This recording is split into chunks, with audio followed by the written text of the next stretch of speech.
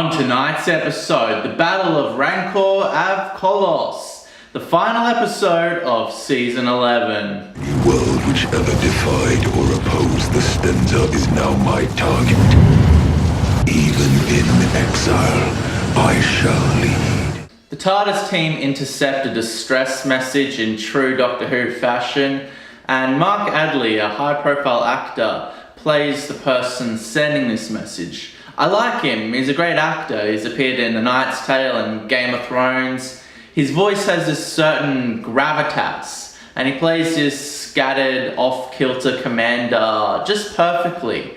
He's intriguing, but a little bit creepy and off-putting.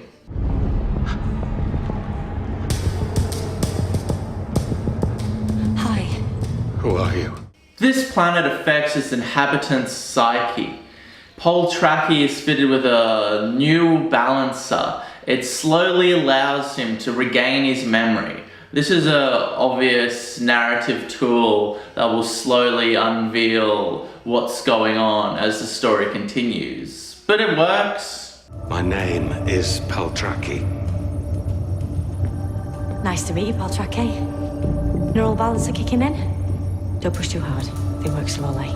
Tim Shaw returns as the main antagonist in this story. I think this was a very good idea. He was by far the best villain in this entire season. Bringing him back allows Chibnall to tap into all the trauma and drama surrounding the death of Grace. And it also bookends the story in a satisfying manner. I know that voice. Is that? It can't be. I want what is mine. Return. The MacGuffin is revealed, but it's shrouded in mystery. The execution of this practical prop was aesthetically pleasing for me. I love how the light bounces through it and illuminates it in this shot. It looks beautiful. We never believed any of this was possible. I think Chibnall has a problem with naming things. You sing, Poltraki, Comdots, Pating. All of these names sound very silly. Sang. Pating. Pating. Pating.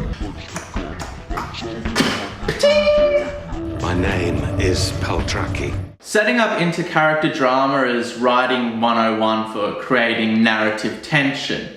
Graham and the Doctor butt heads ideologically in this episode. Graham's position was set up extremely well, and we were reminded of it in the previous episode. Of course, he would want to get revenge for the death of his beloved wife. It makes sense and we can relate to it. And of course, the Doctor would continue to follow her strict code of conduct surrounding murdering people. Both positions are outlined really well, we can relate to both of them, but the drama is there, it's effective, and it sets up the events to come brilliantly, in my opinion. If you kill him, I can't have you travel with me. That's if you even live. I understand. No, you don't. We're gonna rescue hostages. Anything that compromises them is dangerous. And if you kill him, you become the same as him. I ain't having that. I've been watching a lot of Sylvester McCoy stories lately, and it occurred to me that nothing ruins atmospheric tension like harsh studio lighting. Check it out. Get back, Doctor. No, Glitch, don't! Why? We've got no right to kill.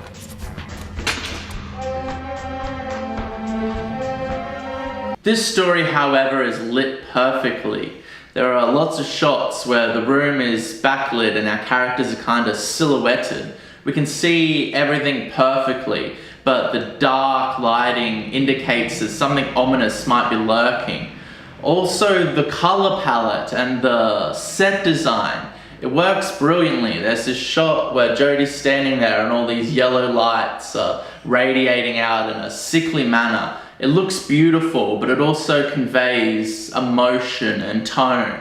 I think the set designer, the cinematographer, and the director should all be accredited for their efforts in this story. It looked beautiful. It takes the normal Doctor Who spaceship thing and just with light, it enhances it by a large amount.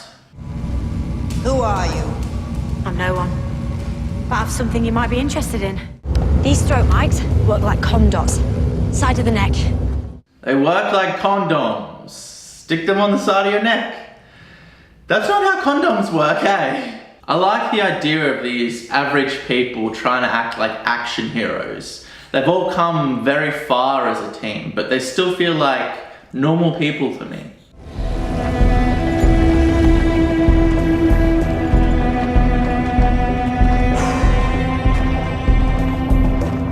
Cyberbots rock up in this episode. I got the impression from the Ghost Monument that they were an obstacle set up in that space race, but I guess they weren't. I guess their Stenzar technology, it kind of felt like they were just laying around in the props department and they needed to save money, so they used them for this story. Also, this duck and allow the enemy to shoot itself trope is so fucking tiresome, eh?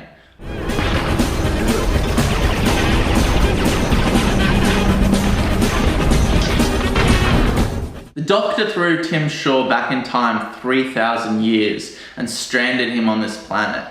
He's like old and sick now, and when we first see him, he has this giant respirator. They use red lighting, which is ominous, and it all looks very beautiful. But I couldn't help be reminded of that guy in the Iron Lung from The Big Lebowski.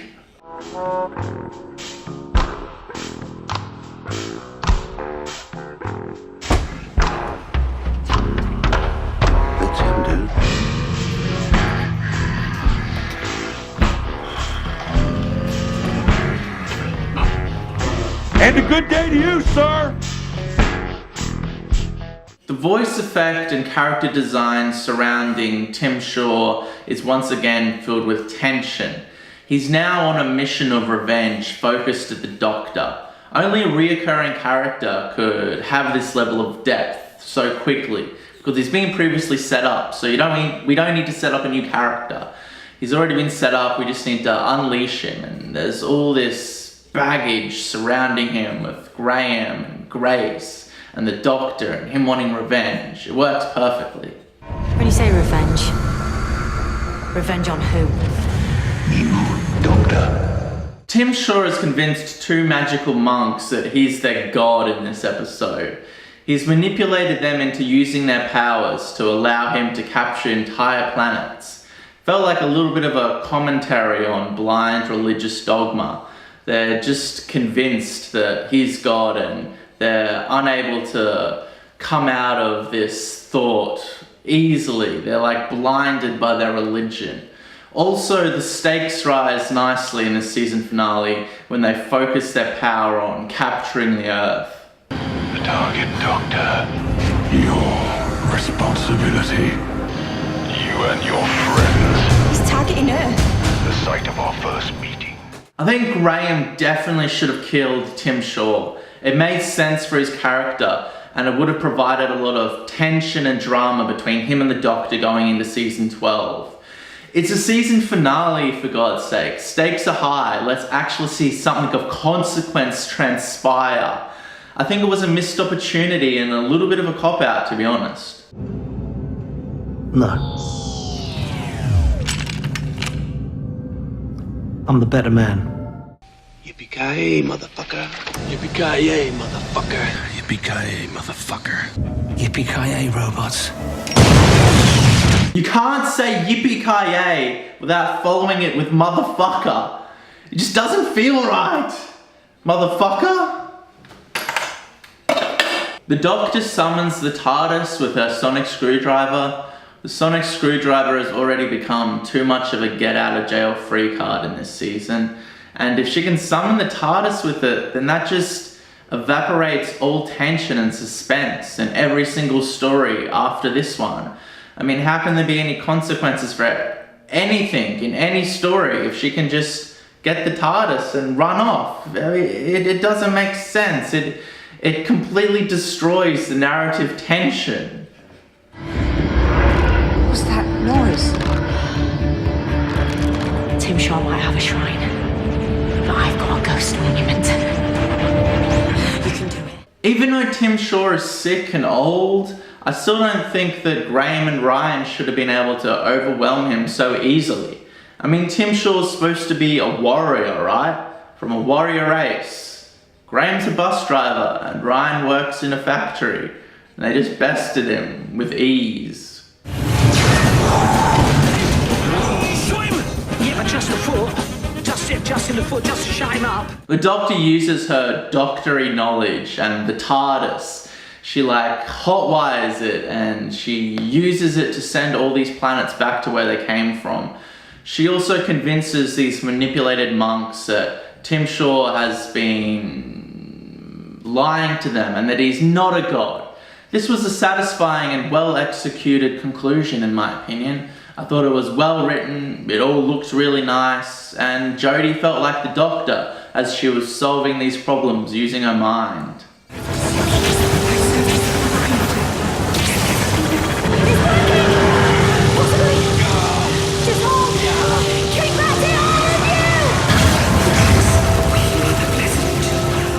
However, I didn't get Jodie showing the darker side of the Doctor in this season.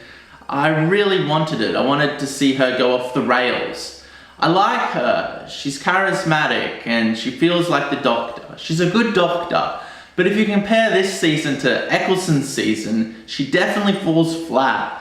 Check out Eccleston's intensity in Dalek. It's an integral part of the character in my opinion. They're never gonna come! Your race is dead! You all burn, all of you. 10 million ships on fire. The entire Dalek race wiped out in 1 second. You lie! I watched it happen. I made it happen! You destroyed us!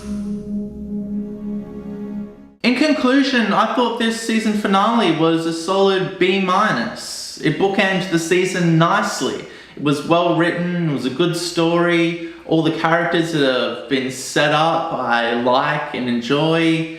Tim Shaw returning was nice because, as I said, he was by far the best villain in this season.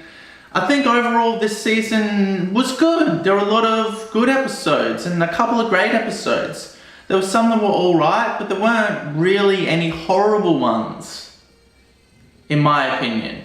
Kablam was pretty flat. It wasn't bad, but it was just stock and been seen 1,000 times.